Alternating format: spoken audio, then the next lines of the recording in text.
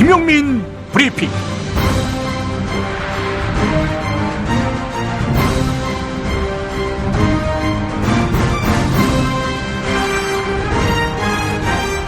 (2017년 3월 6일) 화요일입니다.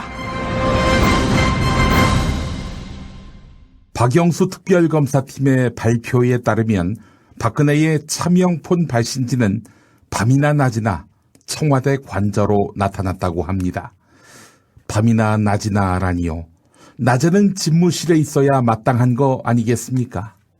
박근혜의 차명폰을 박근혜 말고 다른 사람이 있었으니 만무하겠죠. 관저에서도 일을 할 수 있다곤 하지만 그 관저를 출입해보고 구조에 익숙한 사람들의 한결같은 이야기는 관저에서는 일을 볼 수 없다는 것입니다. 내내 이렇게 놀았을 것입니다. 박근혜에게 대통령은 사명이고 책임이 아니라 권리였고 가업이었으니까요.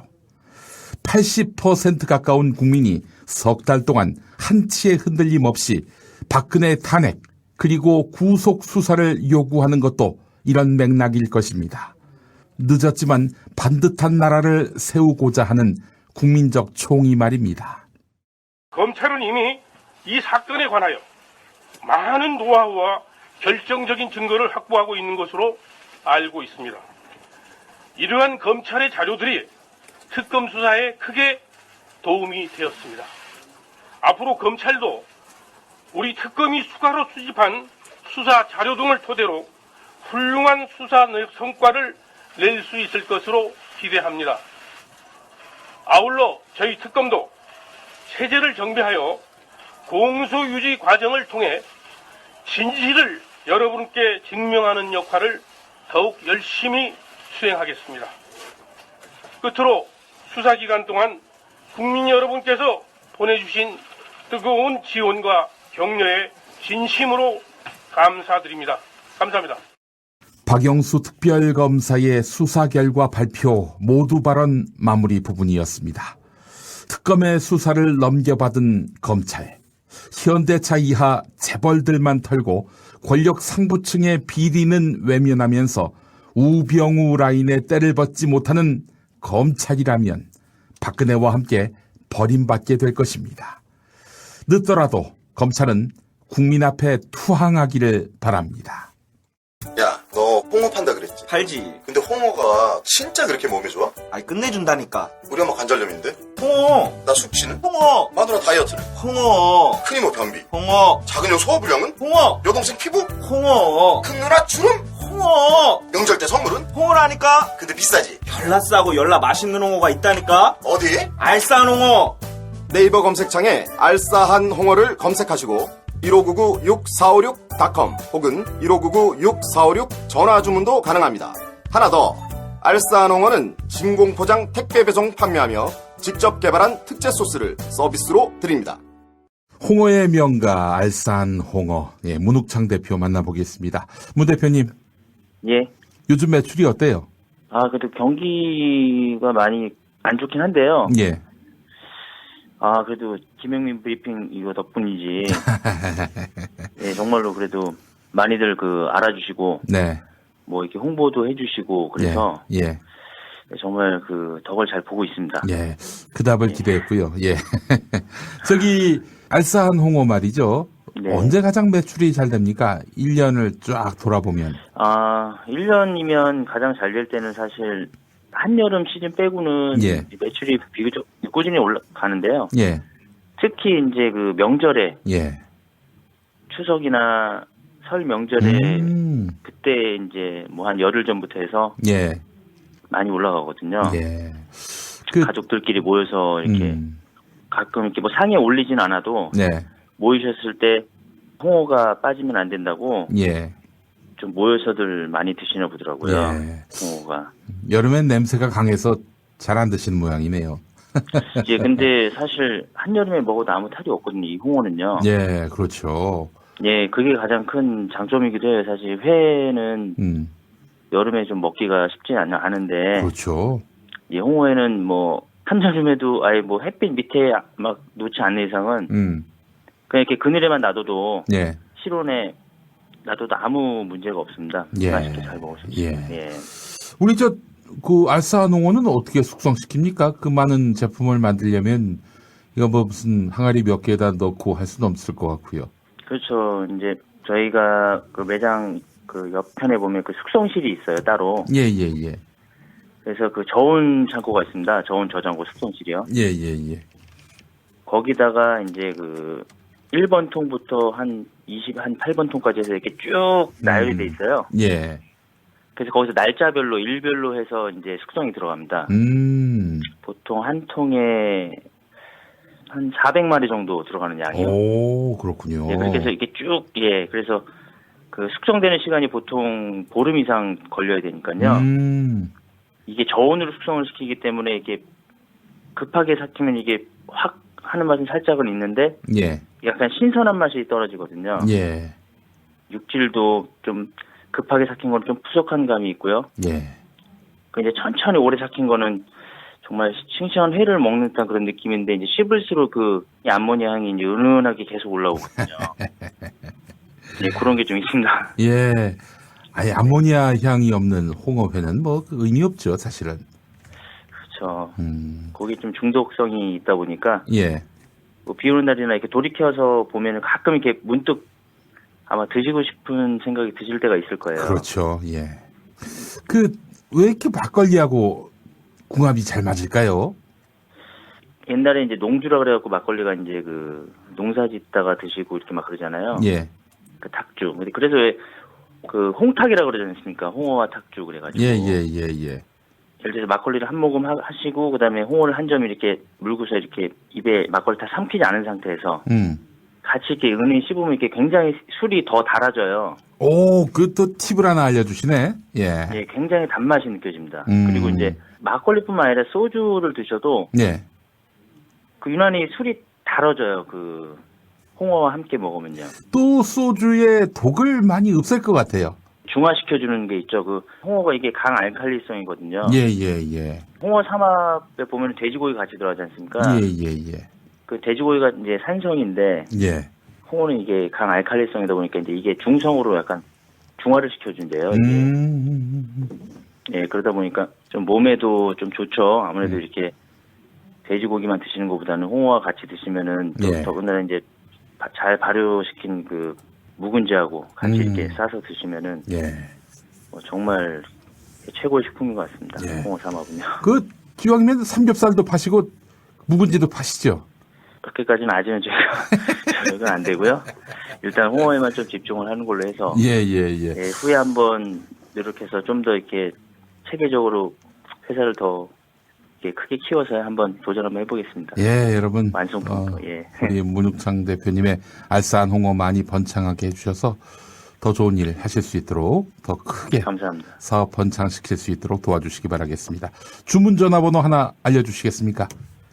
예, 전국번호, 지역번호 없이 1599-6456으로 전화 주시면 감사합니다. 예, 알겠습니다. 문 대표님, 건승하십시오.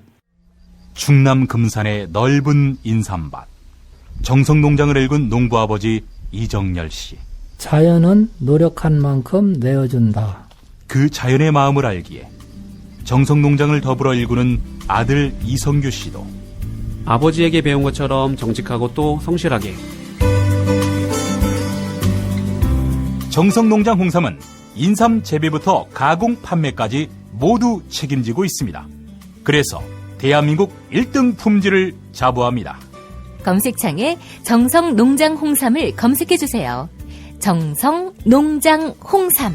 전화문의는 010-9754-6972.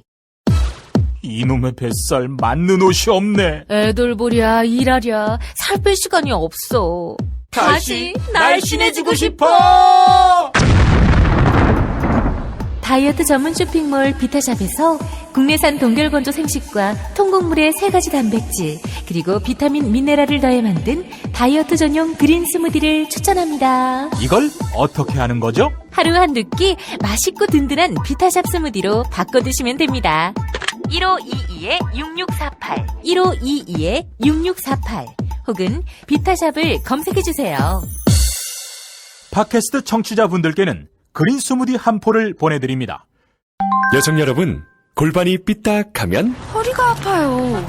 아랫배가 나와요. 골반이 바로 서야 건강도 아름다움도 바로 섭니다. 바디로직을 입으세요. 토크밴드의 입체적인 탄력이 틀어진 골반을 바로잡습니다. 간편하고 확실한 골반 교정 타이즈. 바디로직. 삐딱한 남성 골반에도 역시 바디로직. 바디로직의 효과를 못 느끼셨다면 100% 환불해드립니다. 자세한 환불 조건은 홈페이지를 참조하세요. 모두가 건강하고 행복한 세상을 위한 나눔의 가치. 의료비 걱정 없는 건강하고 아름다운 사회를 위해 바디로직은 아름다운 재단과 함께합니다.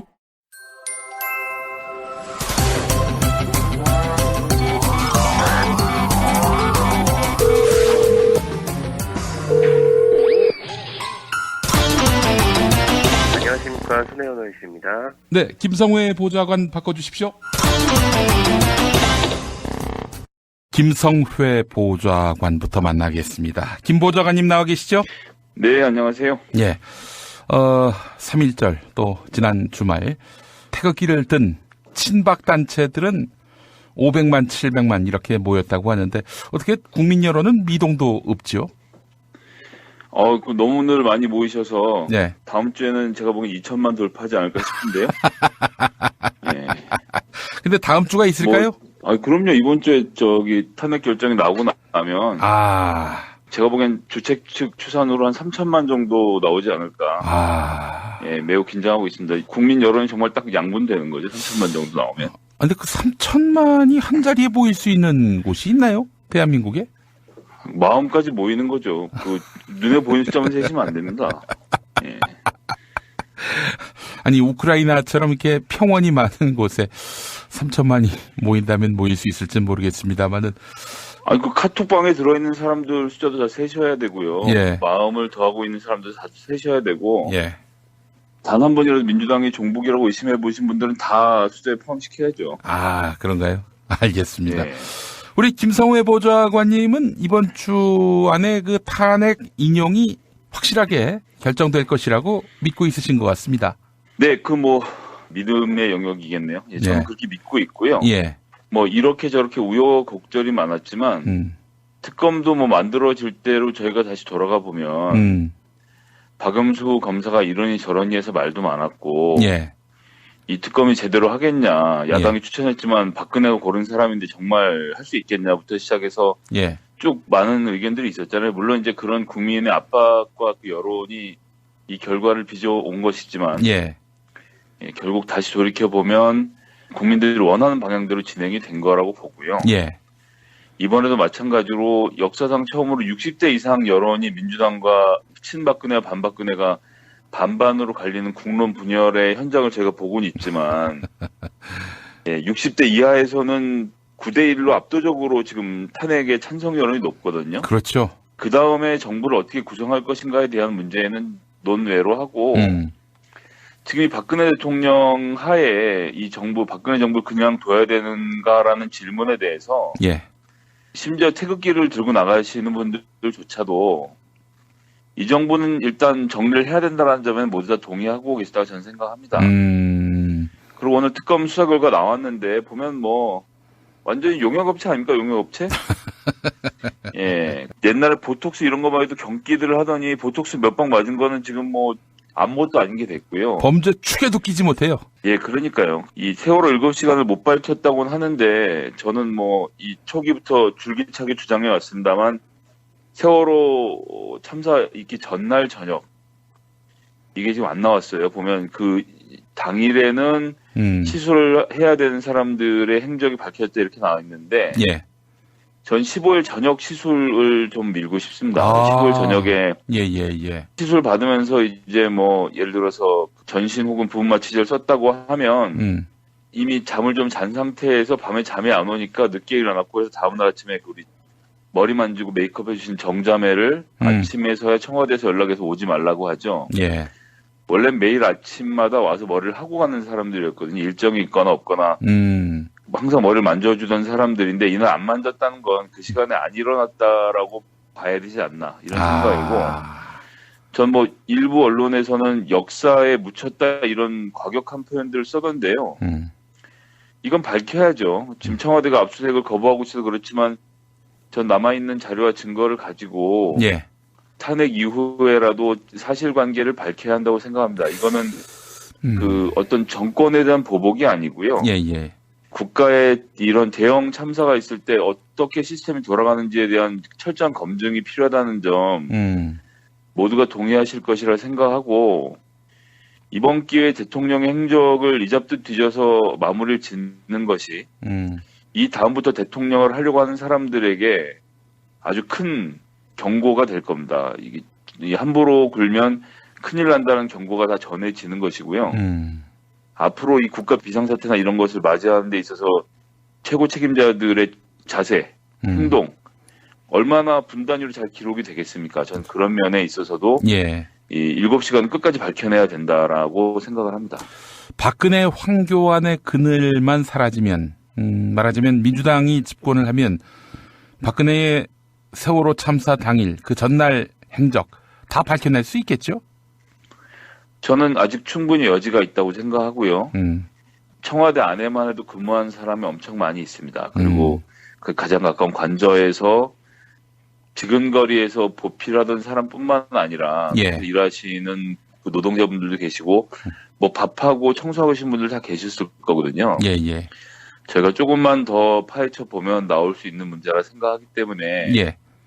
지금 이 정부가 탄핵과 동시에 모든 자료를 없애고 한다 하더라도 끝까지 진실을 추적해야 한다고 그렇게 생각합니다. 예. 근데 말이죠. 정말 강력한 의지가 있어야 할 것 같아요. 5.18 발포 책임자도 여타 규명을 못하는 거 보면은 참 이 박근혜의 세월호 참사 당일에 진실도 묻을 수 있다 이렇게 믿는 놈들이 있을 것 같기도 하고 어쨌든 다음 정부 이거 규명해내지 못하면은 정말 역사 앞에 큰 죄를 짓는 거라고 저는 생각을 하니까요. 네, 그렇습니다. 예. 예. 자, 일단 이렇게 해서, 오늘 국민일보 또 한겨레 여론조사 결과를 보니까, 80% 가까운 국민들이 인용으로 가야 한다. 박근혜가 그렇게 해서 물러나더라도 구속수사도 해야 한다. 이게 압도적 다수예요. 헌법이라는 것은 국민들을 지키기 위해서 있는 것입니다. 그렇기 때문에 국민들이 원하는 것을 듣는 것이 당연하고요. 여론을 100% 무시한다고 하더라도 현행 헌법상의 조항으로 놓고 보면 이 5가지의 헌법 위반에 대한 심사 다른 판단을 할 수 있는 여지가 제 보기에는 없어요. 물론 이제 안에서는 계속 다른 얘기들이 조금씩 들려오긴 하지만 전 결국은 인용으로 갈 것이라고 보고요. 그것은 선의로 해석하면 헌법재판관들의 법관으로서의 양심 그리고 이 재판관으로서의 옳은 판단을 할 것이라 생각하고 그런 선의를 놓고 보지 않더라도 자기 단체의 보존과 이익을 위해서라도 헌법재판소는 인용 판결을 할 것이다 이렇게 저는 보고 있습니다. 예. 만약에 기각되면 어떻게 해요? 그러니까 저는 절대로 인용될 것이다라고 생각하는 것은 역설적인 얘기이기도 한데요. 예. 모든 국민들이 절대로 인용된다고 생각을 지금 하고 계신 게 좀 맞다고 생각하고 그러다가 만약 인용이 되지 않는다. 일테면 이런 거예요. 음모론인데 그 트럼프한테 이 박근혜 일당이 우리가 정말 잘 모시겠다. 그러니까 제발 좀 한국 현실에 개입해 주셔서 저 헌재의 판결을 엎어 주십시오. 이렇게 정말 만화 같은 얘기인데 그런 상황이 발생하면 어떡하냐. 아니 지금 이런 걱정까지 SNS에서 쉽게 발견할 수 있습니다. 네, 걱정을 할 수 있는 방법들을 찾으시다 걱정하신 것이라는 생각이 한편으로 저는 들고 그리고 그런 것이 아니다 하더라도 실제로 그런 일들이 일어날 수 있습니다. 80년 광주에서도 그랬고 예, 그때하고는 또 많이 달라졌기 때문에 좀 다른 지형에 있긴 하지만요. 그 말씀하신 긴장의 끈을 놓지 않는 것 필요한데 저는 거꾸로 좀 여쭤보고 싶은 것은 인용이 다 된다고 국민들이 생각하고 있는데 인용이 안 되면 어떻게 되겠냐. 이 나라가 남아 나겠습니까 저는? 그것이 말 그대로 혁명적 상황인 거죠. 근데 이것은 그 절대 다수의 국민들이 찬성하는 가운데 일어나는 거기 때문에요. 예. 비단 헌법재판소뿐만 아니라 박근혜 정부는 말할 것도 없고 국회, 정당, 소위 국민들에게 권한을 위임받은 모든 국가기관들은 그 상상할 수 없는 지경으로 가게 될 거라고 보고요. 저희가 세금 내고 입법부, 사법부를 믿기 때문에 이렇게 지금 나라가 운영되고 있는데 이것에 대한 기본적인 신뢰가 깨진다는 것, 이거는 말 그대로 국가적 재앙이고 국가적 초위기 상태가 될 것이라고 보기 때문에 그때 뭐 야당이 어떻게 한다, 여당이 어떻게 한다, 이건 전부 다 제가 보기엔 공연불입니다. 뭐 야당은 총사퇴하겠다 이렇게 하는 것도 마찬가지로 야당이 주체적으로 뭘 할 수 있는 국면이 아닐 거라고 저는 봅니다. 국민들의 분노를 그깟 의원직 사퇴 정도로 달랠 수 있겠나. 저는 불가능하다고 생각하고요. 헌법재판소도 마찬가지로 무슨 제가 여기서 이제 혁명적 상황이라고 하면 이걸 뭐 가서 정말 뭐 불을 지르고 때려엎는 걸 생각하시는 분들도 계실 텐데 저는 그것이 아니고 대한민국 정부와 이 입법부, 사법부, 행정부에 대한 국민의 신뢰 근간이 무너지는 것 이거는 다시 회복할 방법이 없는 크나큰 재앙이 될 거라고 보기 때문에요. 그렇게 되면 뭘 하겠다라고 얘기하는 건 제가 보기엔 좀 아닌 것 같아요. 그냥 소용돌이 속에 휘말리는 거죠, 뭐 한마디로 얘기해서. 그냥 태풍이 오는데 나는 뭐 안전벨트를 열심히 매겠다 소용 없습니다. 지금 집이 날아가는데 무슨 안전벨트 매고 있고 안 매고 있고 뭐가 중요하겠습니까? 그렇죠. 그런 상황이 오면 그냥 그 상황을 받아들이는 것 외엔 방법이 없다 생각하고요. 거기에 대해서는 뭐 야당이 어떻게 하겠다고 말하는 것 자체가 제가 보면 그냥 그 코멘트를 위한 코멘트 수준이지 않겠나 싶은 생각입니다. 진짜 무서운 결과가 올 것입니다. 그 이후에 국민들이 어떻게 반응하냐 이걸 떠나서 말이죠. 박근혜의 그간의 모든 국정농단이 다 용서가 되는 거 아닙니까? 헌법적으로? 법적으로는 그럴지 모르겠는데요. 그렇게 용서한 헌법재판소 자체가 존립의 근거를 잃을 거기 때문에 그렇게 한 판단에 대해서는 어떤 국민도 동의하지 않을 것이고 그 종이 쪼가리에다가 뭐 기각이라고 쓰는 것이 도대체 무슨 의미가 있겠습니까? 국민들의 마음이 인용인데. 그렇죠. 헌법재판소가 뭐 기각이나 각하 판결을 내린다면은 저는 뭐 헌법재판소에 판소가 사라지지 않겠는가. 그냥 잿더미가 되지 않겠는가. 뭐 무슨 불타 없어진다 이런 의미가 아니라 국민의 마음속엔 이미 잿더미로 바뀐 거예요. 그런 의미로 그렇습니다. 말씀을 드리는 건데. 뭐 거긴 100% 동의합니다.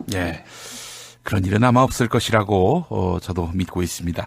그 김종인 전 대표는 뭐 어떻게 되시는 겁니까? 이게 보니까 탈당서를 묻는 기자들 질문에 지금 무슨 탈당이냐는 식으로 또 얘기하고 있는데 누가 그렇게 뒤에서 이 바람을 넣고 풍선을 띄우는지 감을 잡기 힘들어요? 저는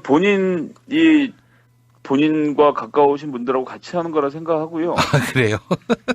소위 김종인 의원의 측근이시라는 분들이 김종인 대표 상의도 없이 우리 김종인 대표는 탈당하실 거야 이렇게 얘기할 수 있는 사람이 과연 있을까요? 없죠. 전 없다고 보거든요. 근데 이제 양동 작전인 거죠. 측근들은 이렇게 얘기하고 본인은 뭐 아직은 때가 아니다 얘기하고 해서 이제 밀고 땡기고 하면서 여론을 보는 상황이라고 보고요.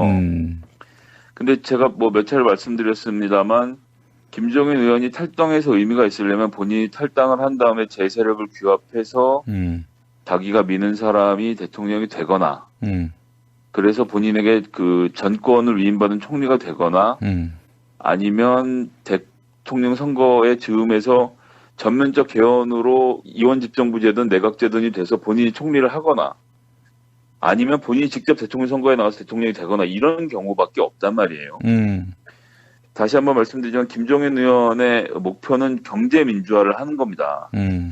그런데 가장 좋은 방법은 본인이 직접 대통령을 해서 경제민주화를 하는 거겠죠. 가장 잘 아시니까. 김종인 의원의 입장에서 그렇다는 겁니다. 그런데 지금 현재 이 전국이 안희정, 이재명, 문재인의 당내 경선이 거의 대선을 방불케 하는 열기를 뿜으면서 지금 진행이 되잖아요.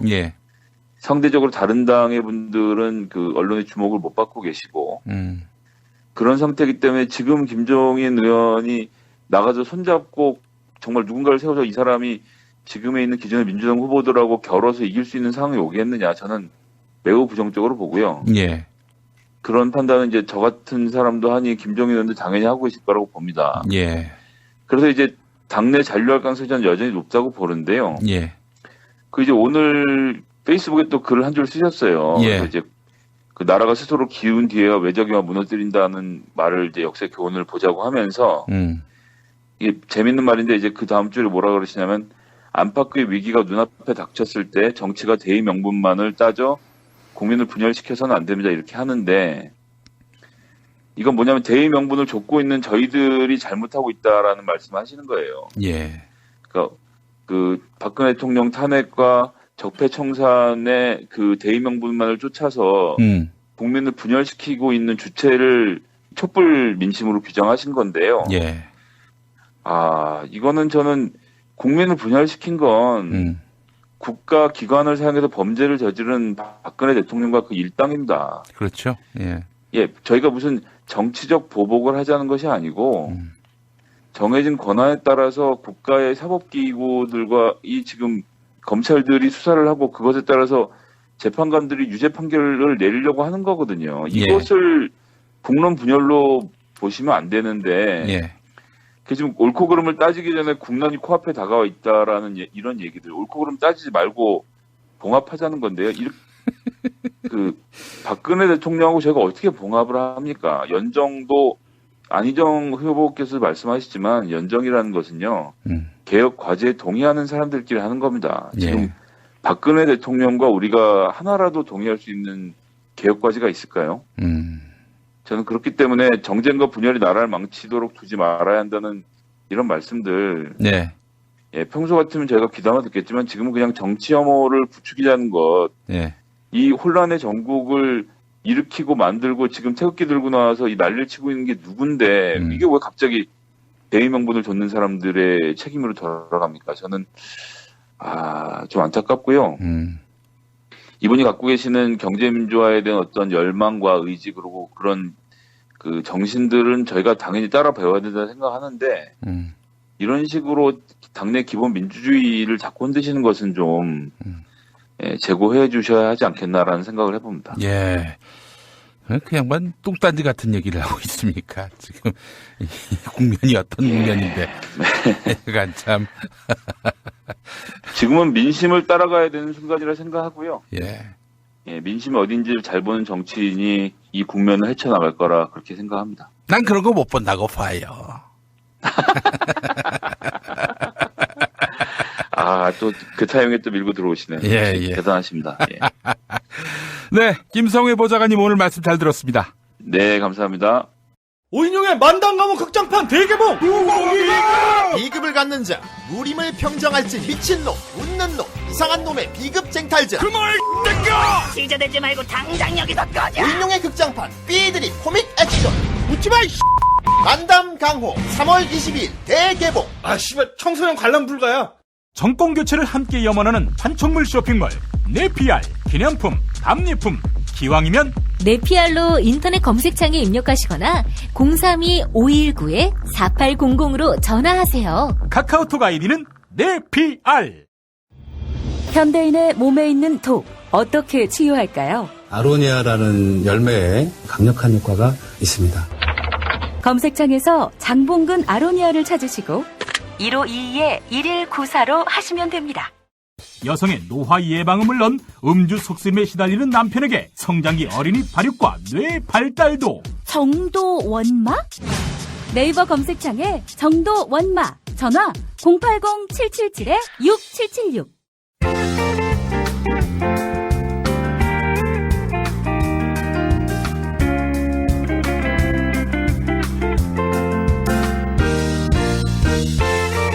여러분 안녕하십니까? 지금부터 전국 16개 시도교육청과 무관한 2017학년도 뉴스 듣기 능력 평가를 시작하겠습니다. 수험생 여러분께서는 팟캐스트의 음량을 알맞게 조절하여 주시기 바랍니다. 모든 문제는 한 번씩만 들려드리니 잘 듣고 지시에 따라 물음에 답하시기 바랍니다. 이제 시작하겠습니다. 빡카카, 큰일 났습니다. 뭐가 또 큰일 났어요? 탄핵 반대 집회에 수백만의 국민이 몰려 나와서 스피커가 모자라나요? 그러면 전방에 있는 확성기 가져와서 쓰면 되겠네. 뭐 종북 세력이나 북한군이나 다 똑같지 않나? 그게 아닙니다. 박영수가 최종 수사 결과를 발표했는데 각하께서 뭐 각하께서 무혐의로 드러났다고? 그게 아닙니다. 보톡스 필러 주사를 불법적으로 비선한테 맞은 사실이 드러났고 각하께서 삼성합병을 챙기라고 지시한 사실이 드러났고 최순실하고 불법 대포폰으로 573회 통화한 사실이 드러났고 친박단체를 지원하라고 지시한 사실이 드러났고 블랙리스트도 사실로 드러났습니다. 그래서 상황이 이 지경이 됐는데 안 물러나시게 생겼습니까? 각하, 국민 여론도 원사이드입니다. 이제 다 끝났습니다. 좆가고 있네. 야, 광장의 소리가 안 들리냐? 어? 광장에서는 다 탄핵을 반대하고 있어. 각하, 뭘 잘 모르시는 모양인데 광장도 탄핵을 원하고 있습니다. 촛불만이 아닙니다. 태극기 집회에서도 한 목소리입니다. 아니 무슨 소리를 하는 거야? 태극기 집회에서도 나를 탄핵해야 한다고 요구한다고? 못 들으셨습니까? 탄핵 각하, 탄핵 각하, 탄핵 각하, 모두 각하의 탄핵을 요구하고. 이 씹새끼가 심적으로 우울한데 지금 나한테 언어 개그를 쳐? 죽을래! 각하, 대통령에게는 각하라고 호칭하는데 황제한테는 폐하라고 하지요. 왕과 황제 아들한테는 전하. 그렇다면 각하, 왕의 아들, 즉 세자에게는 뭐라고 하는지 아십니까? 알지. 1번 하파, 2번 좌하, 3번 조카, 4번 귀하, 5번 저하.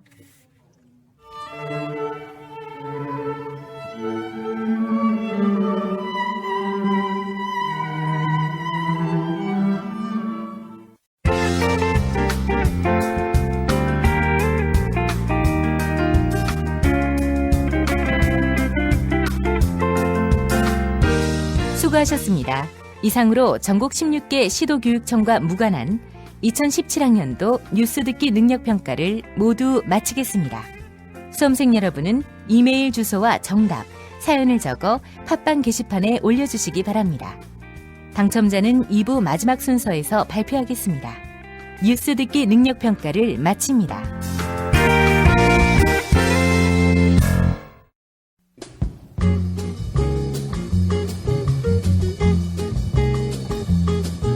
안녕하세요. 김보영입니다. 지난 주말 있었던 화제의 SNS 발언들 소개해드리겠습니다.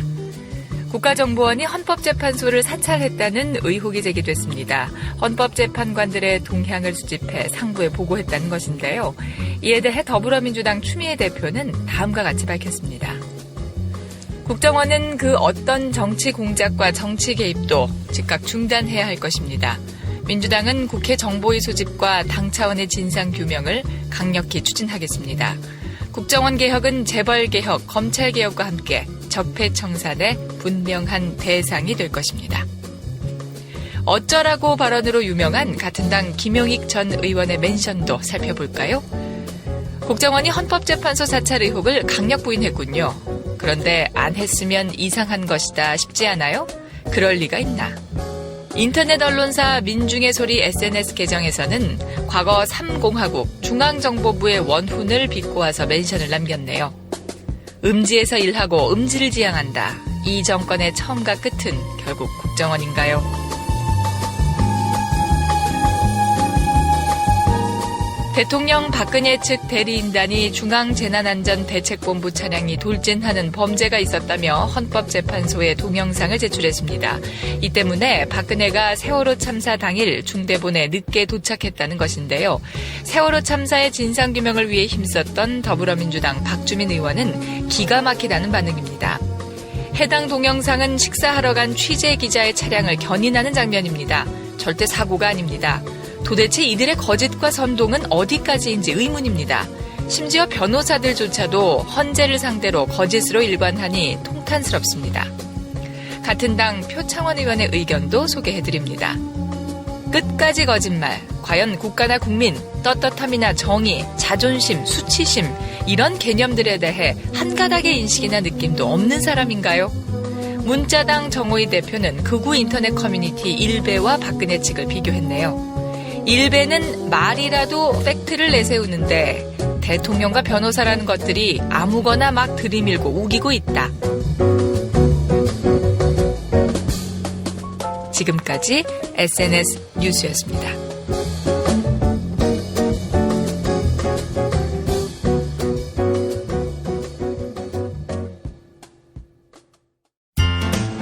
살이 꽉 찬 데다가 맛까지 끝내줘 일본 바이어들이 환장하며 찾는다는 최고급 러시아 냉동 대게.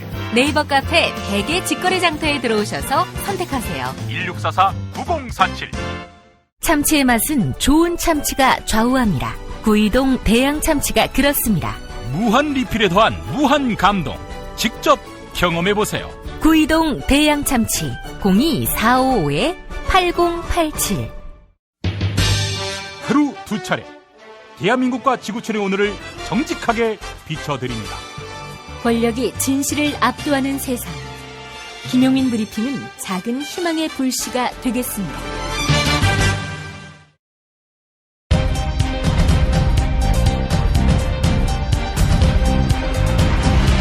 김용민 브리핑 스페셜 강력한 인터뷰.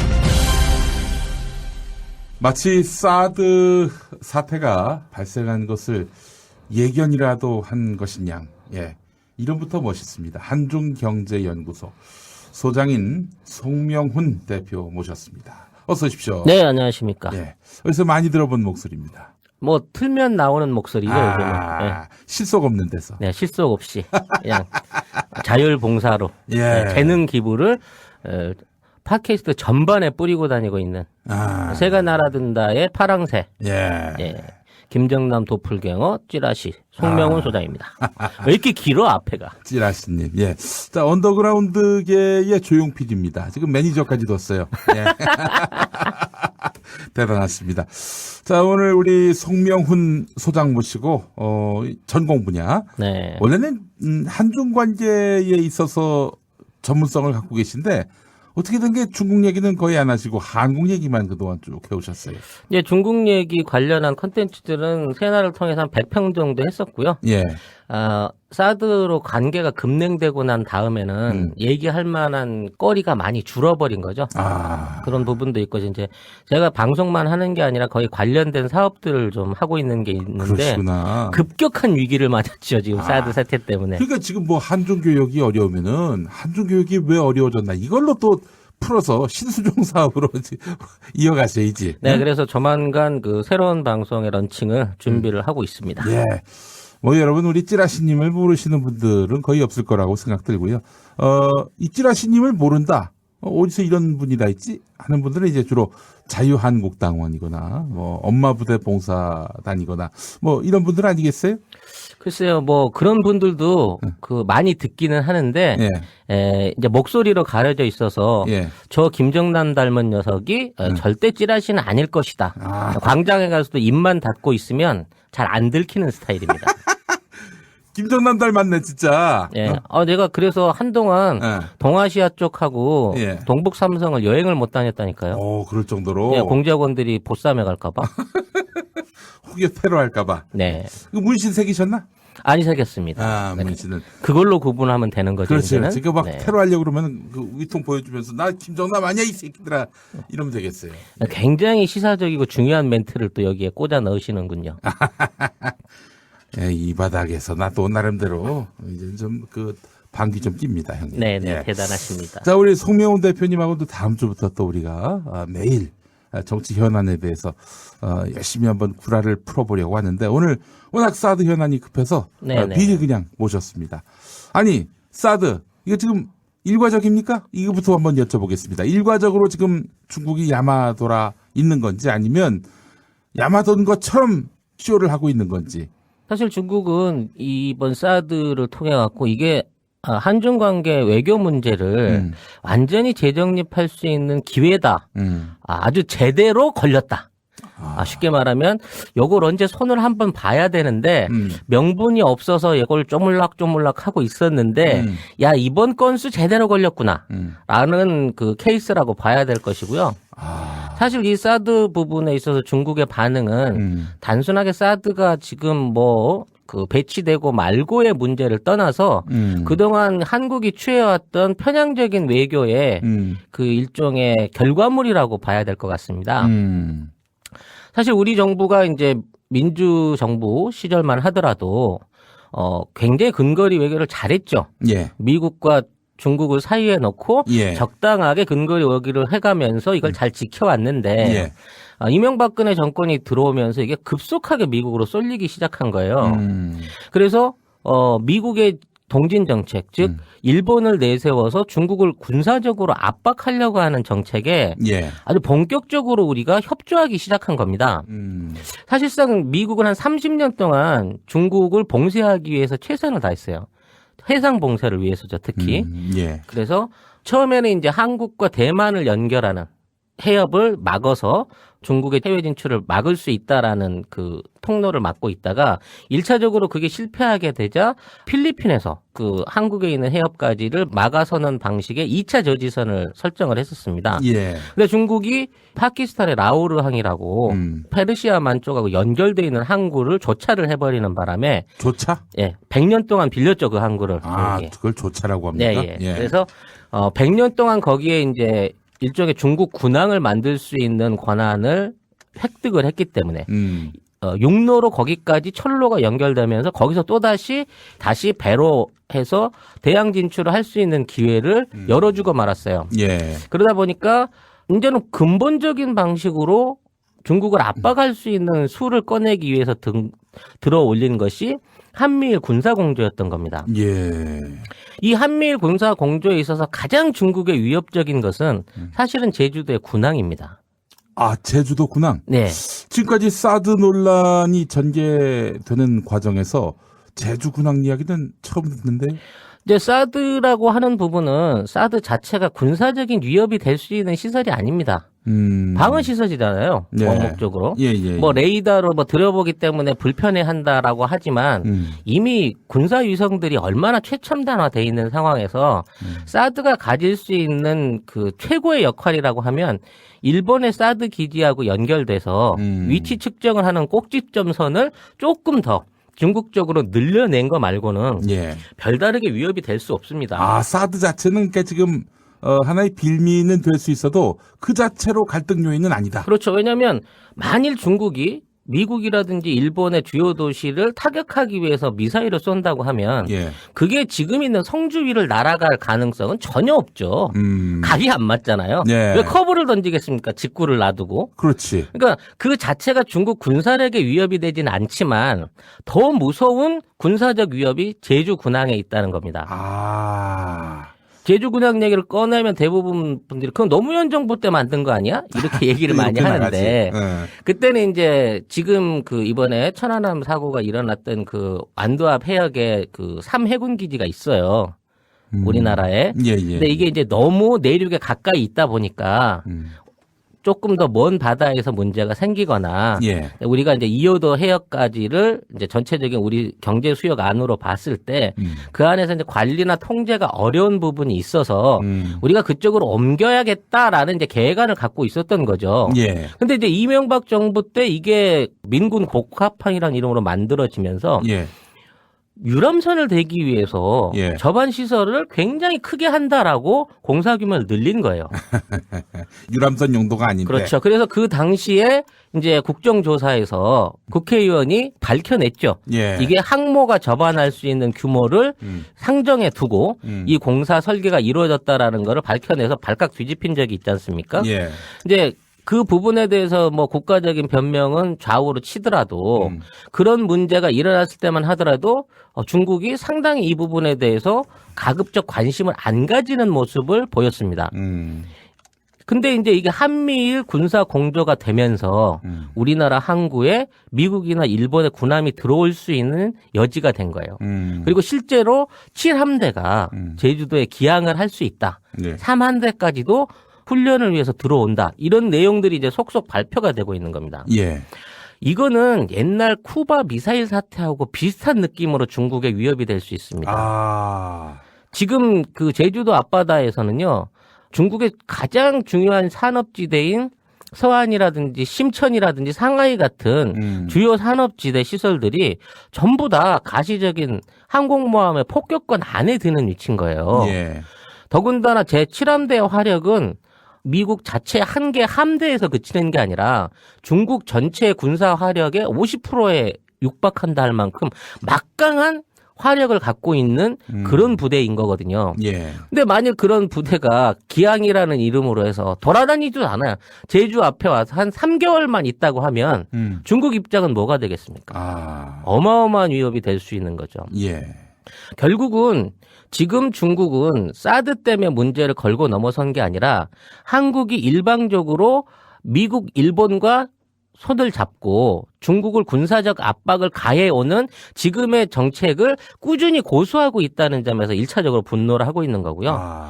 특히나 사드 배치 같은 경우에는 배치를 하겠다고 하는 미군의 의지가 아니라 몇 달 전만 하더라도 얘기가 없이 청와대 위주로 발표가 나기 시작하면서부터 일사천리로 발표가 이루어진 데 대한 외교적인 결례를 또 굉장히 자존심이 상해하고 있는 거죠. 황교안이 사드와 관련해서 뭐 아무 논의된 것이 없다. 결정된 것이 없다.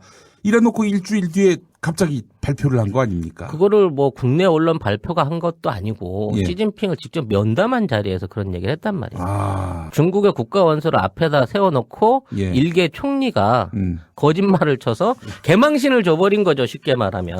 근데 뭐 따지고 보면은 황교안이 거짓말을 했다기보다는 그럴 만한 권한이 있지도 않고 예. 뭐 알지도 못했을 가능성이 높습니다. 일설에 의하면은 최순실이 전화를 해서 밀어붙여가지고 결국에는 사드가 결정됐다 이런 얘기가 많던데 저는 그렇게 보고 싶습니다. 우리 총리가 중국 가가지고 상대 국가 원수한테 거짓말을 했다는 거 저는 좀 믿고 싶지 않아요 진짜. 뭐 몰라서 무능의 극치라고 하면 그걸로 해서 면죄부를 벗을 수 있는 상황이 아닙니다, 사실. 이거는 굉장히 심각한 외교적인 결례를 범한 거죠. 예. 그것도 방문국을 찾아가서 한 결례이기 때문에 그 결례의 어떤 깊이가 큽니다. 그래서 이제 중국은 지금 입장에서는 지금 사드를 통한 경제 제재를 준단교에 가까운 조치를 취하겠다고 또 말할 수 있고.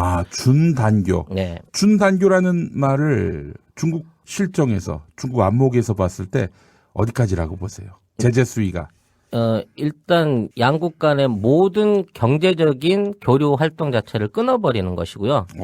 각 국에 있는 재산을 동결하는 사태가 이루어질 수 있습니다. 그러니까 우리나라에 들어와 있는 중국 사람들을 다 내보내야 되고 그 사람들이 가지고 있던 재산을 다 동결해버릴 수 있는 또 우리도 마찬가지로 그런 형태로 일어날 수가 있는 거죠. 그러면 중국에 진출해 있는 우리 기업들의 자산이 동결이 되는 겁니다. 이건 어마어마하게 큰 경제적인 손실을 감수해야 되는 것이고요. 또 이런 류의 경제 조치가 일어난다고 하더라도 우리가 받는 타격에 비해서 중국이 받는 타격이 별로 없기 때문에 어째서 그렇죠? 사실 우리가 중국에게 수출로 의존도가 25%인데 뭐 물량 수급이라든지 이런 면이나 뭐 또 중국도 우리한테 뭐 받아가는 게 있으니까 사실 서로 교역할 수 있는 건데 타격이 없다 이게 무슨 말인가요? 타격이 그만큼 덜하다는 거죠. 그러니까 우리 제품들은 중국의 직접적인 소비 시장에 진출을 해야만 팔 수 있는 제품들인 반면에 그러니까 중국이 아니면 시장이 없는 거예요 지금. 예. 그런 제품들 수준이 약 1,200억 달러 가까운 중국 수출 시장이 닫혀버리는 결과를 갖고 오게 되는 겁니다. 근데 중국 입장에서는 워낙 수출이 다변화돼 있고 수입선도 다변화돼 있기 때문에 예. 당장에 한국 물건이 없다고 해서 경제가 돌아갈 수 있는데 역풍을 맞는다 할 정도로 심각하지 않다는 거죠. 즉 대만이라든지 일본을 통해서 지금 들어가고 있는 중간재 제품들을 공급받을 수도 있고 좀 뭐 그 부분이 없다고 해서 거기에 대한 산업 생산을 줄인다고 해서 중국 경제 자체가 휘청할 정도는 아니라는 겁니다. 뒤집어 보면은 이런 생각도 가능하네요.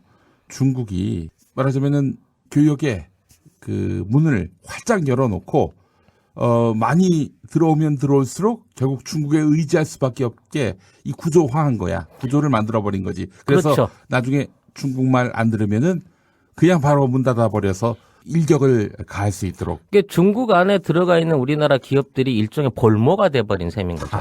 참. 우리나라 삼성 같은 경우에도 전체 생산량의 70% 80%를 중국 공장에서 만들지 않습니까? 예. 만일 그 공장이 동결된다고 생각해 보십시오. 삼성의 휴대폰 매출 90%가 날아갈 수 있습니다. 이게 한마디로 얘기해서 지금 중국이 개성공단이 되는 거 아니에요? 네, 그런 거네요, 사실상. 근데 뭐 별로 그렇게 남는 것도 없는 상태에서 지금 우리 기업들 입장에서는 지금 정부의 조치를 조마조마하게 들여다볼 수밖에 없는 상황인 거죠. 현재 우리 정부는 무정부 상태 아닙니까? 그 점이 문제입니다. 사실 중국 정부는 현재 박근혜 정부, 뭐 정부로 인정도 안 하고 있는 입장입니다. 왜냐하면 외교부장 따위가 우리의 대사나 장관이나 또는 그 대통령의 직접적인 면담 요구를 거절하고 있는 상황이기 때문에 사실상 우리나라는 중국에 대해서 전혀 외교적으로 접촉할 수 있는 라인이 끊어져 있는 상태나 마찬가지입니다.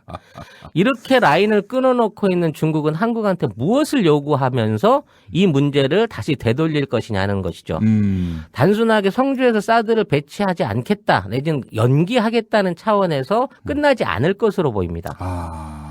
지금까지 해왔던 한국의 친미적인 MD에 편성이 된다든지 한미일 뭐 군사 공조를 통해 가지고 중국을 위협할 수 있는 군사 기지를 제공한다든지 하는 그 여러 가지 중국 입장에서 그동안 얘기하지 못했던 부분에 대한 내용들을 전부 다 일괄적으로 되돌려 놓으려고 할 가능성이 높습니다. 즉, 현 이명박근혜 정부가 해왔던 친미 친일 정책에 대한 전면적인 수정 내지는 복원을 외교적으로 요구할 가능성이 높은 거고요. 예. 이제 어떠한 경우가 되더라도 그 요구를 받아들여 주든 또 미국을 통해서 얘기를 하게 되든 이제 양쪽에 떡을 쥐고 이렇게 비교하는 게 아니라 양쪽의 고래 싸움에 휘말려서 새우등 터지는 그런 정치 외교적인 그 난맥상에 빠져들 수 있다는 거죠. 이제 다음 정부가 들어섰을 때 핵심 과제는 지금 있는 그 외교적인 현안에 돼 있는 갈등을 직접 대화를 통해서 풀어내야 된다는 겁니다. 지금도 중국, 일본, 미국, 러시아, 북한들 모두가 서로 상호적으로 대화를 하고 있습니다. 6개 나라 중에 대한민국을 뺀 나머지 5개 나라들은요, 서로 밀사를 주고받고 외교적인 접촉들을 하고 있어요. 근데 유일하게 한국만 그 접촉에서 빠져 있는 겁니다. 어쩌다 이렇게 우리 외교가 추락해버렸는지 정말 한심하게 짝이 없는 상황인 거죠. 예. 이 상황을 보고 역사에서 유사한 사례를 찾아보라 한다면 명청의 그 교책이 그 당시에 조선의 위치가 아닐까. 당시에 조선의 수많은 사대부들은 명나라에 대해서 우리가 의리를 지켜야 한다. 이러면서 청나라를 개무시했던 거죠.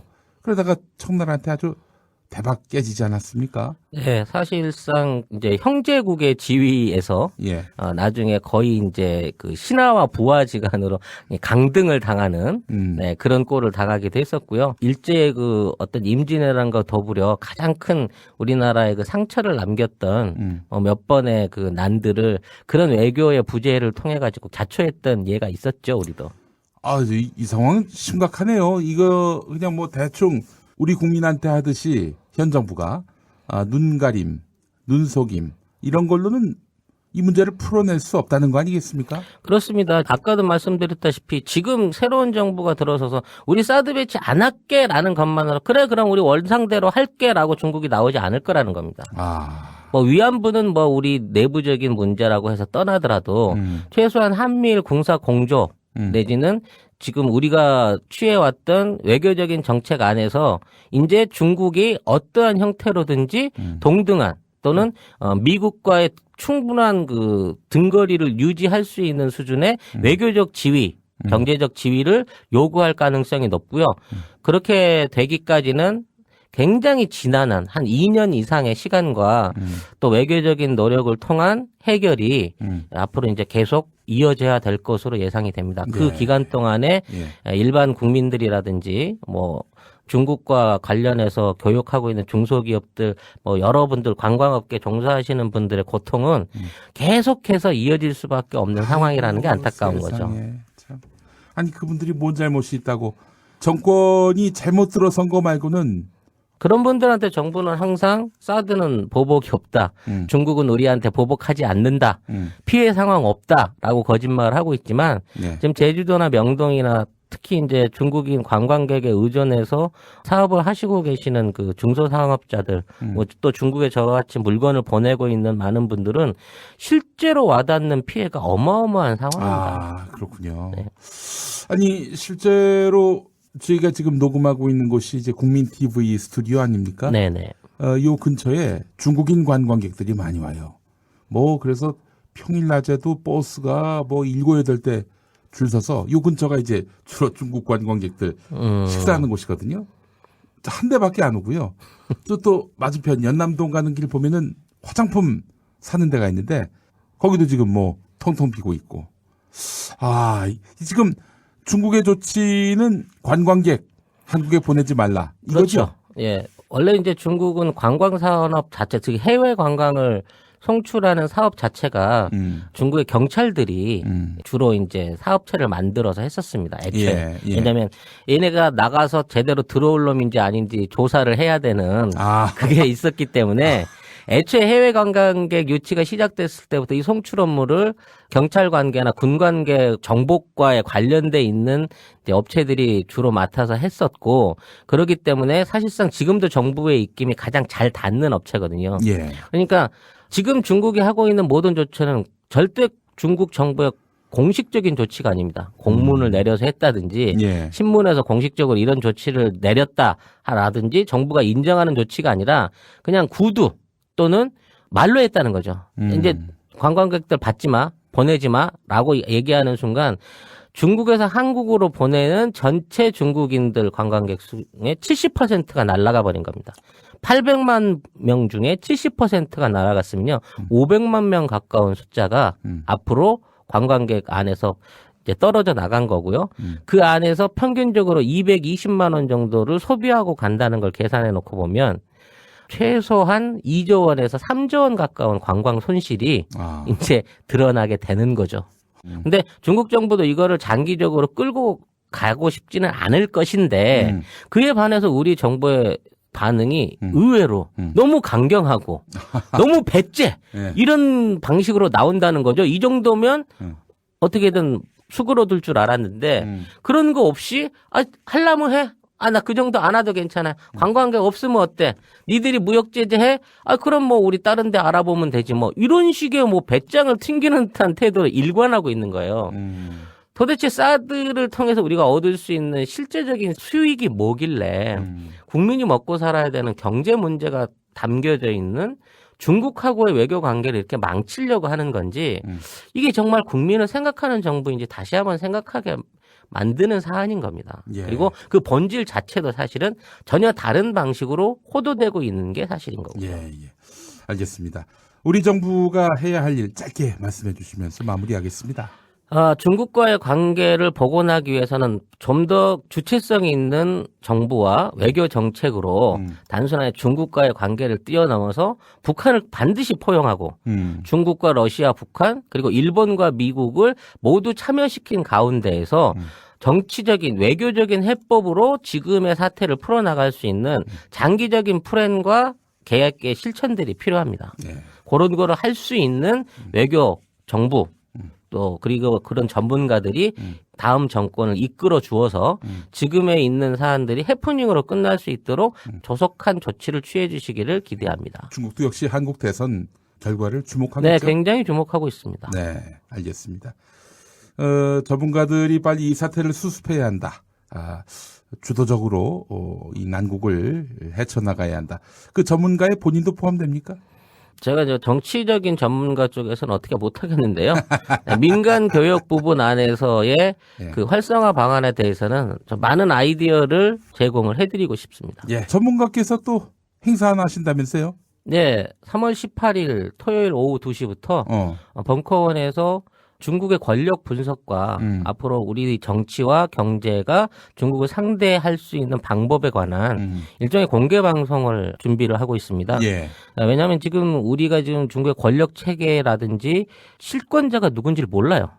그렇지. 예, 중국에도 시진핑이 있지만 사실은 그 뒤에 김기춘의 역할을 했던 사람이 있고 최순실의 역할을 했던 사람이 있고 이제 일기가 지나버린 시진핑 정권의 차기를 벌써부터 이제 준비가 되고 있는 상황입니다. 그 전인대가 또 시작이 됐으니까요. 예.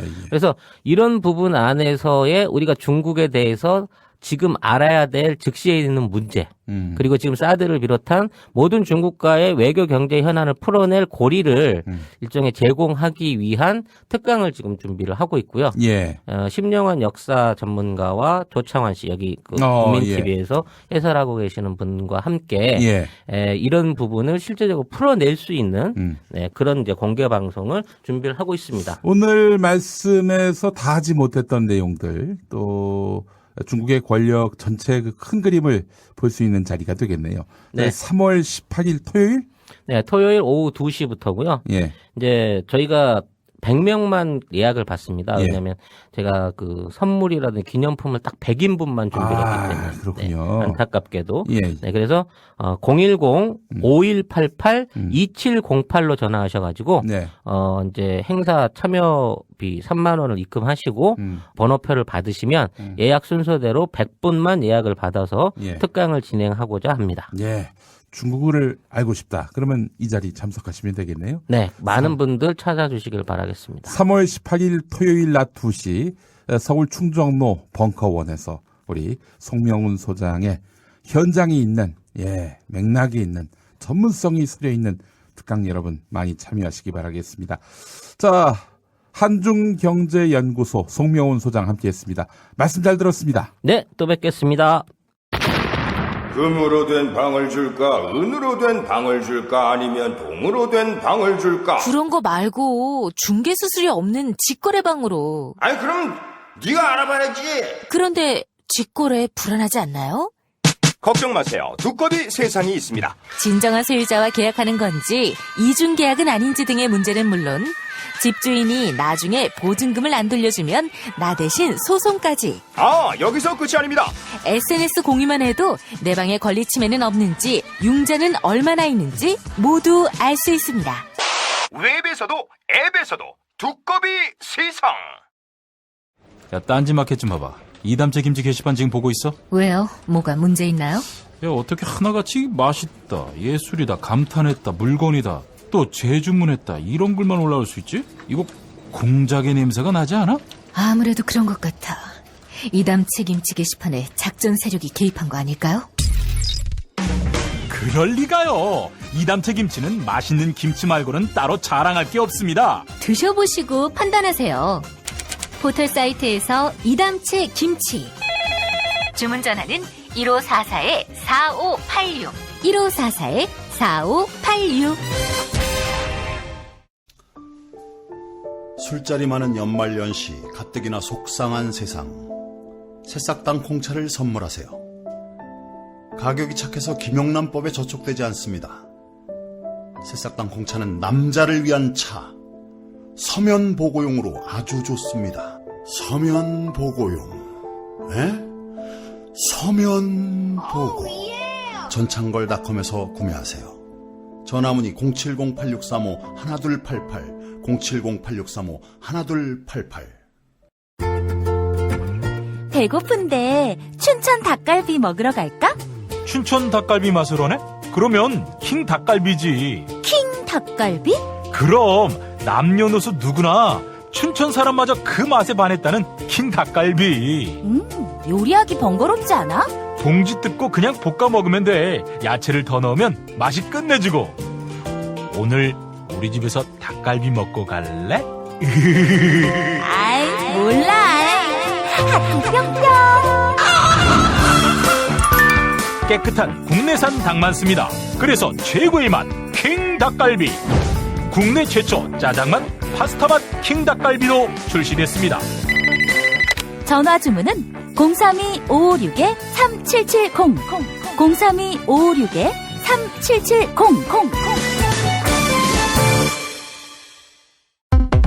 진중의 소리 이완배 기자와 함께하는 경제의 속살.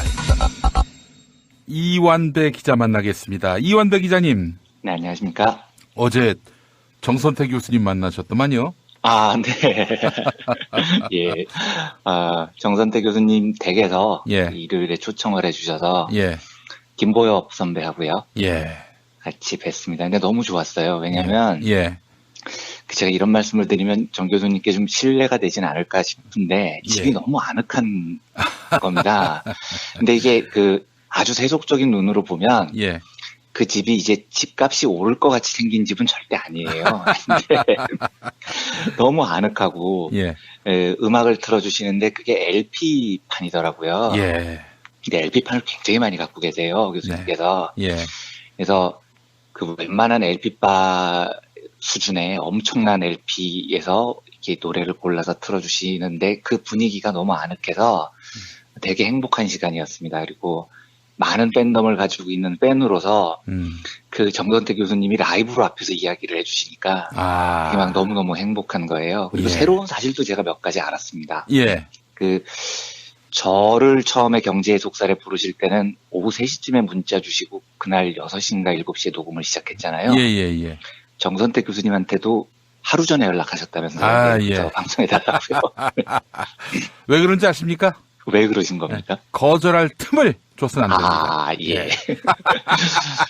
그래서 어제 그 김용민 PD님 이야기를 참 많이 하셨는데 정선태 교수님께서 되게 애정을 가지고 있으시더라고요.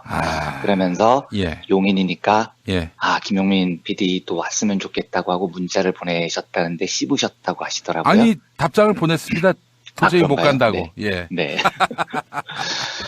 그리고 저는 이 방송의 광고주 분들과 전혀 직접적인 관계가 없어서 제가 매우 객관적으로 말씀을 드리는 건데요. 알싸한 홍어를 어제 처음 먹어봤어요. 정말 맛있더라고요. 제가 홍어 별로 안 좋아하거든요. 근데 정말 맛있었습니다. 그 특제 소스에 찍어 먹어보니까 홍어를 안 좋아하는 저도 되게 맛있게 먹었고요.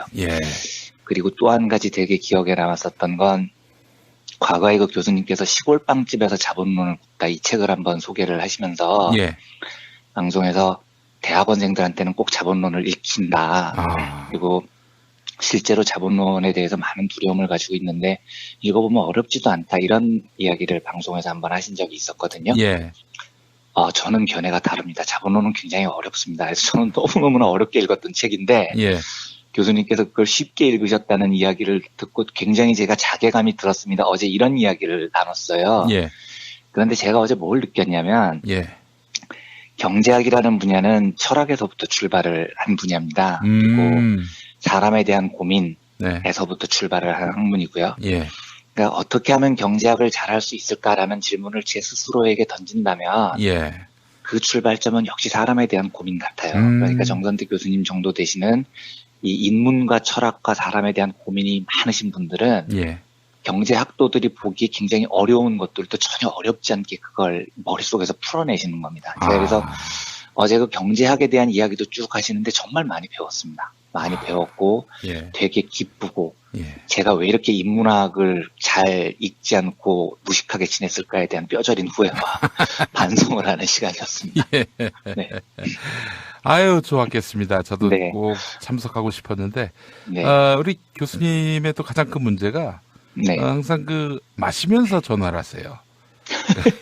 내일 또는 모레 보자가 아니라 일단 한 잔 들이키시고 그리고 문자를 주시는데 아니 그때 제가 안양에 있고 저기 원주에 있고 이러면 어떻게 갑니까? 이런 거 다 서로 용인을 하면서 살아야 용인 시민이 아니겠는가 이런 생각이 듭니다. 굉장히 리시브하기 어려운 개그인데요, 이거는. 성남 시민은 잘 모릅니다. 우린 다 용인이 됩니다. 용인 시민은. 그리고 한 가지 더 참고로 말씀을 드리면 김보엽 선배는요. 어제 이제 김보엽 선배께서 정말 맛있는 막걸리를 가져오셨어요. 빈속에서 먹고 엄청 취하고 왔는데 많은 분들이 김보엽 선배를 기자로 알고 계시죠. 기자 아닌가요? 기자죠. 직업으로 따지면요. 근데 우리 같은 후배들이 갖고 있는 김보엽 선배에 대한 기억은 뭐라 그럴까요? 프로 투쟁러?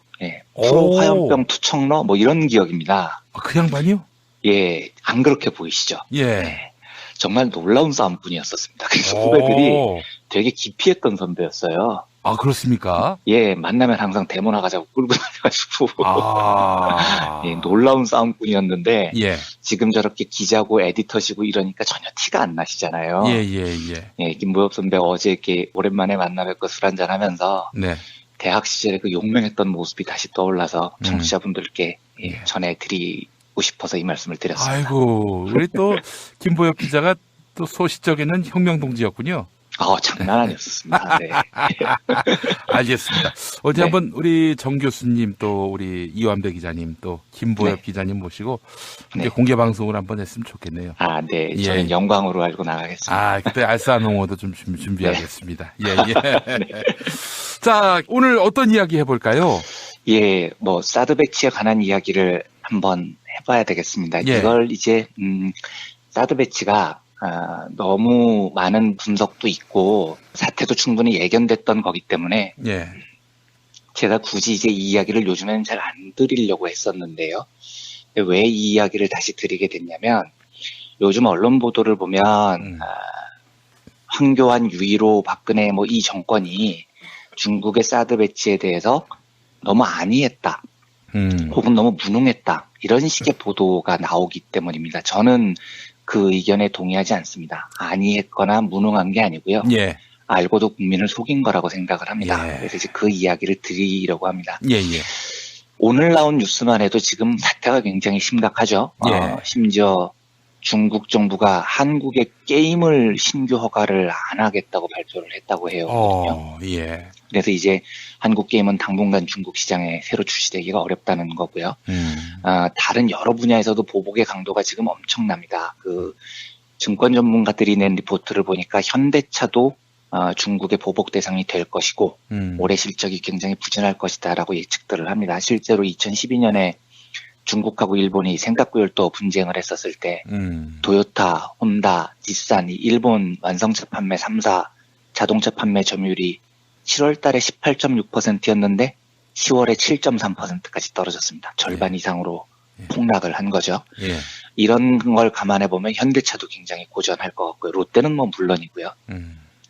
삼성, SDI, LG화학 배터리 업체들이죠. 근데 이미 전기차 배터리 보조금 대상에서 제외가 됐습니다. 이 회사들도 고전할 것 같고요.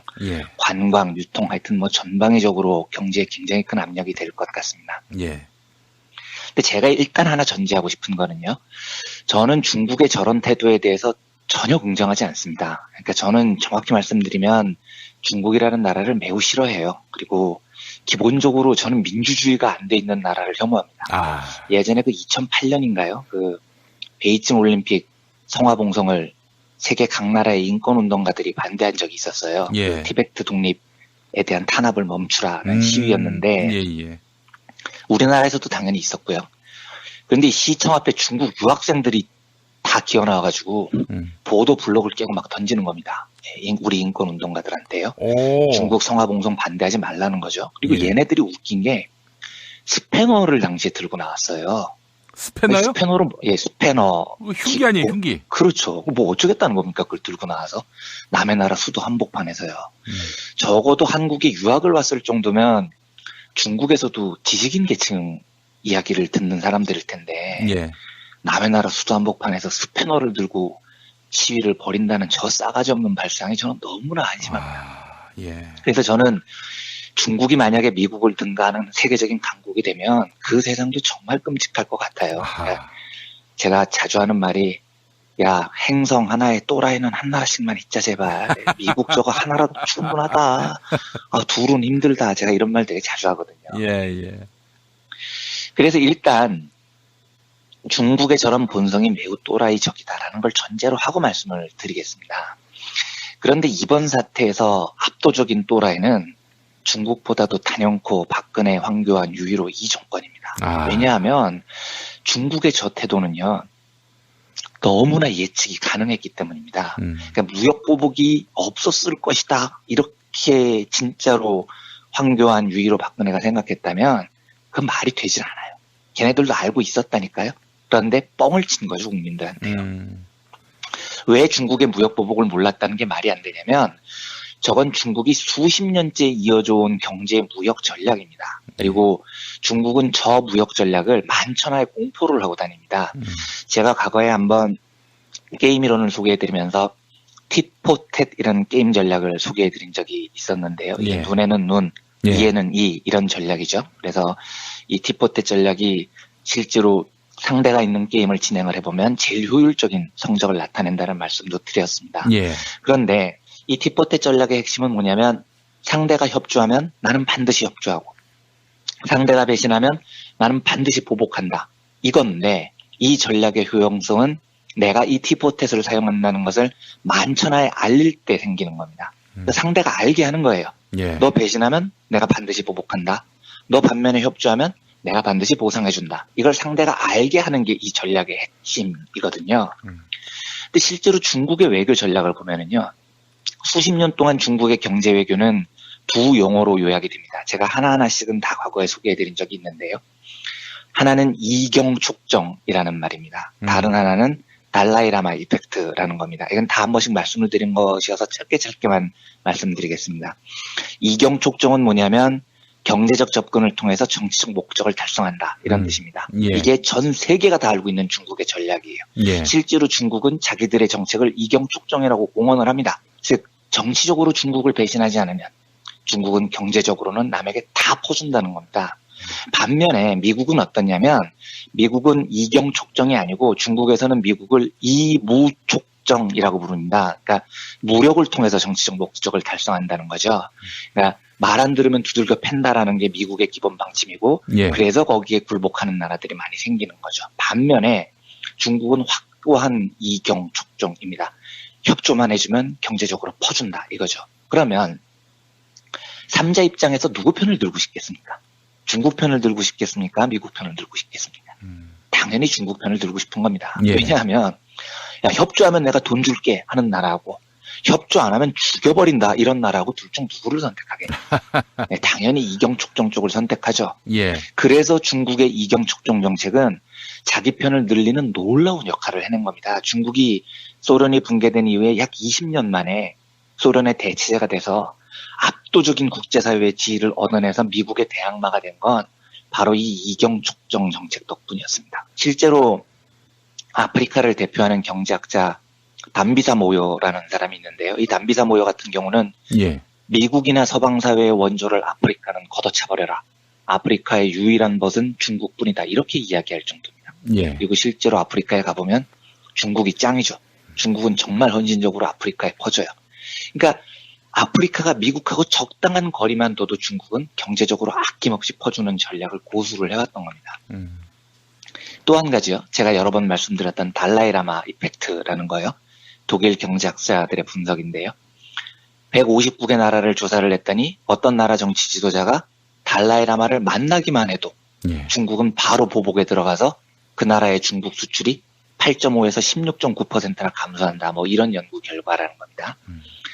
이 말은 중국이 이경촉정 정책을 펼치는 것 이외에, 그러니까 협조하면은 경제적으로 퍼준다는 정책 이외에 정치적으로 자기를 건드리면 반드시 경제적으로 보복을 한다는 걸 티를 내고 있는 겁니다. 그래서 이경촉정과 달라이라마 이펙트 이 두 가지는 게임 이론에서 완벽한 tit-for-tat 전략이죠.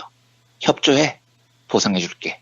배신해, 두들겨 팬다. 중국은 이 정책을 사용한다는 걸 만세기에 공표를 해온 겁니다. 그러면서 이제 다른 나라의 협조를 위인을 해온 거죠. 그런데 한국이 사드를 배치하면서 중국 턱 밑에 엑스밴더 레이더를 설치하겠다고 나선 건데 저걸 하면서 보복당할 줄 몰랐다? 말도 안 되는 소리입니다. 당연히 보복당하는 겁니다. 저건 달라이라마를 국가 지도자가 만나는 것하고는 비교가 안 될 정도로 중국의 위협적인 사건인데요. 당연히 엄청난 강도로 보복을 당하는 거죠. 중국도 계속 보복하겠다고 공언을 해왔던 거고요. 그런데 한국은 사드를 배치하면서 뭐라고 그러느냐. 유일호가 작년 7월에 그랬어요. 중국의 무역 보복은 없을 거라고요. 황교안도 그랬습니다. 그런 일은 없을 거라고요. 제가 당시 그 이야기를 듣고요. 야, 유일호 당신이 진짜로 그렇게 생각을 하면 당신은 정말 놀라운 빠가사리다. 그런데 내가 알고 있기로 유일호는 그런 빠가사리가 아니거든요. 그러면 결론은 하나예요. 국민을 알고도 속인 겁니다. 그래서 저는 이번 무역보복 사태를 보고 한국 정부가 무능하다라는 말에 전적으로 동의하지 않습니다. 이건 무능한 게 아니고 사악한 겁니다. 국민들을 대놓고 속인 악마들이 지금 정권을 잡고 있었던 거예요. 제가 이 보수 정권 쪽의 외교 정책을 보면서 쌍욕이 쉴 수 없이 터지는 이유가 이런 겁니다. 보수 애들은요, 외교를 할 때 버티는 맛이 없어요. 그러니까 미국의 압력에 굴복을 하더라도요, 버티고 버티다가 굴복을 해야 최소한의 경제적인 이익이라도 챙기는 겁니다. 그러니까 특히 이제 국민들이 반대하는 문제에 대해서는 미국을 아무리 은인 국가라고 생각을 하고 형님으로 모신다고 쳐도요, 형님, 미국 형님, 아시잖아요. 제가 미국 형님 말씀이라면 껌뻑 죽는 거요. 그런데요, 형님, 우리 국민들이 반대가 너무 심하네요. 저도 정치하는 사람인데 국민들 반대가 너무 심하니까 조금만 기다려주세요. 이 한마디라도 해야 되는 거예요. 협상을 할 때는요. 조금만 기다려주세요. 이렇게라도 버텨야 얻을 게 있는 겁니다. 그런데 역대 외교를 보면요. 94년도 우루과이 라운드 농산물 개방 때, 2008년 소고기 협상 때, 지금 사드 배치 때, 한국은 미국 형님 국민들이 반대하니까 조금 참아주세요. 이게 아니고요. 미국 형님 국민들 반대가 심한데 걱정하지 마세요. 국민들 반대는 이 아우가 알아서 두들겨 패겠습니다. 뭐 이러고 있으니까 경제적으로 뭘 얻어오겠습니까? 제가 쌍욕이 안 터지겠냐고요. 이걸 보고요. 참 무능을 넘어선 사악한 정부가 나라 경제 근간을 진짜 흔들어 놓고 있습니다. 제가 경제 망가지는 꼴을 보면 분통이 터져서 요즘 분노 억제가 잘 안 될 지경인데 이 사드 보복이라는 게 우리에게 던져준 교훈이 있다면 적어도 우리 국민들이요. 국민들을 상대로 알고도 뻥을 치는 사기꾼들에게는 다시는 나라를 맡기지 말아야 된다는 교훈입니다. 빨리 이 악마들의 집권 기간이 지나가고 나라가 정상화돼서 경제를 회복할 수 있는 계기를 어떤 식으로건 실마리를 좀 찾았으면 좋겠다는 생각이 듭니다. 예. 속이 답답하고 먹먹할 때는 알싸한 홍어가 제일 좋습니다. 네. 만병통치약 아닙니까? 정말 맛있었습니다. 네. 정말 저도 듣다 보니까 아주 등골이 다 오싹하기도 하고 머리는 뜨겁고요. 예. 네. 하여간 얼마 안 남았습니다. 우리가 정말 심기일전해서 두 번 다시 이런 나라가 되지 않도록 최선을 다해야 할 텐데, 민주주의가 어떤 달성하는 가치가 아니라 우리가 계속 유지하고 그렇습니다. 지속시켜야 하는 그런 가치임을 알면서 맞습니다. 조금이라도 방심하는 틈에 이런 어처구니 없는 박근혜 같은 사람이 들어올 수 있다는 점을 우리가 항상 경각심을 갖고 경계해야 되겠습니다. 자, 우리 이완배 기자님 오늘 말씀 잘 들었습니다. 네, 감사합니다. 여러분 안녕하세요. 민중의 소리 아나운서 정혜림입니다. 이 어묵한 여왕님 치하에서 다들 잘 견디고 계시죠? 오늘도 종편의 주옥 같은 헛소리에 혼이 정상인 듯 정상 아닌 비정상 같은 여왕님의 우주 타령에 고구마 100개쯤 한꺼번에 삼킨 듯 답답한 마음에 죄 없는 가슴팍만 두들겨대고 계세요. 이젠 시원한 사이다 같은 민중의 소리와 함께하세요. 잘 키운 진보 언론 열종편 안 부럽습니다. 한 달 10,000원 소액 CMS 후원으로 민중의 소리에 큰 힘이 되어주세요. 1661-0451 1661-0451 전화 기다릴게요.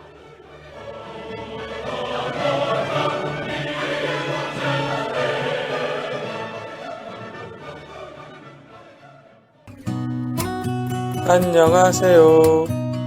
내가 중고차를 사고 파는 조광래 중고차 1800-9538 고맙습니다. 한우 사고를 집어넣고 24시간 팔팔 끓인 곰탕, 연지연 곰탕. 어린이부터 노인까지 누구나 좋아하는 건강식 연지연 곰탕. 택배로 신청하시려면 010-7252-1114. 김용민 브리핑과 함께하는 브리핑 대리운전 1522-9687. 수익금 일부는 김용민 브리핑 드라마 악인 열전 제작비로 쓰입니다. 1522-9687.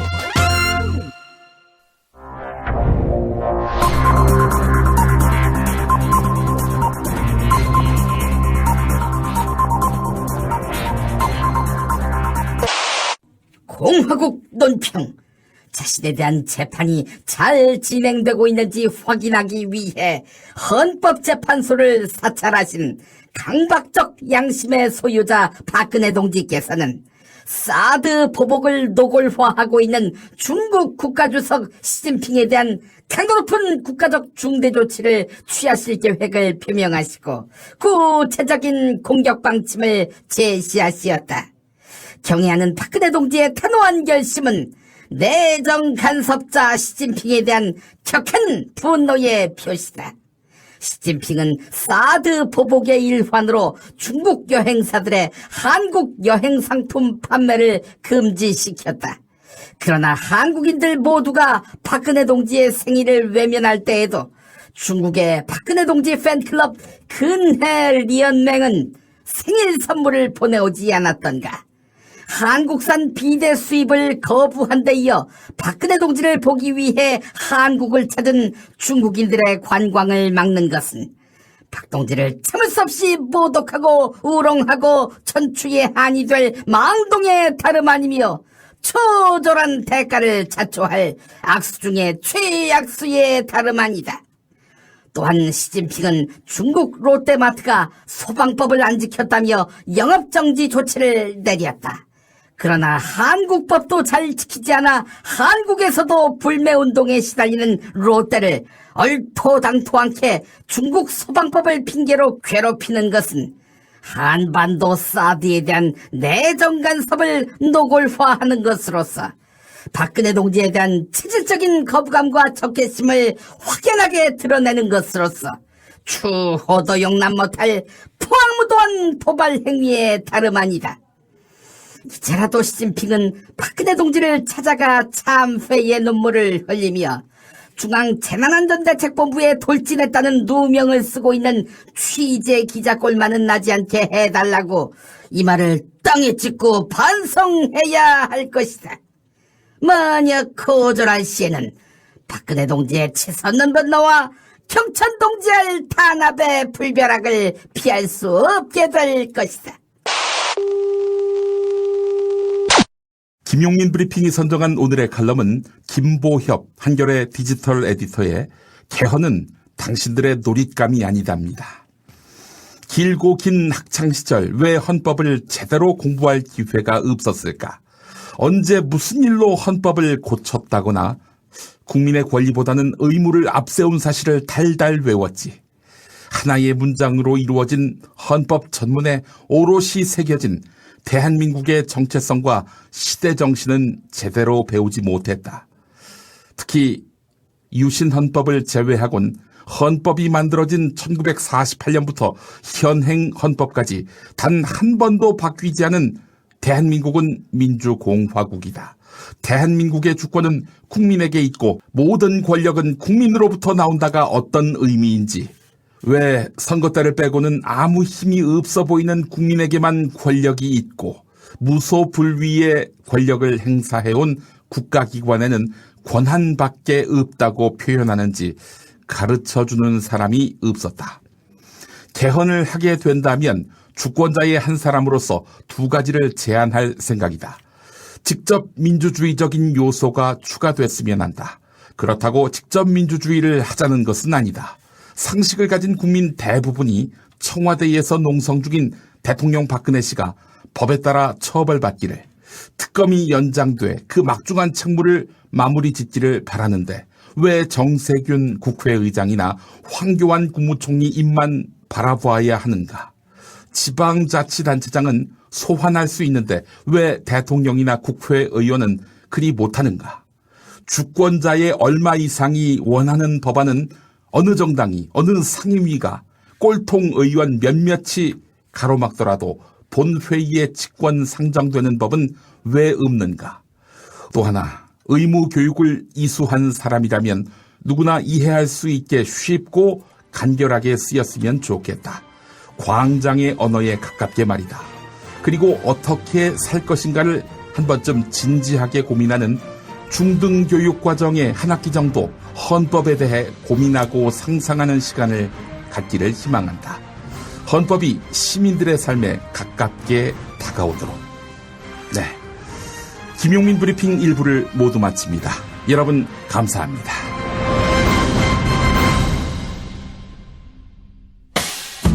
김용민 브리핑과 함께한 시간 어떠셨어요?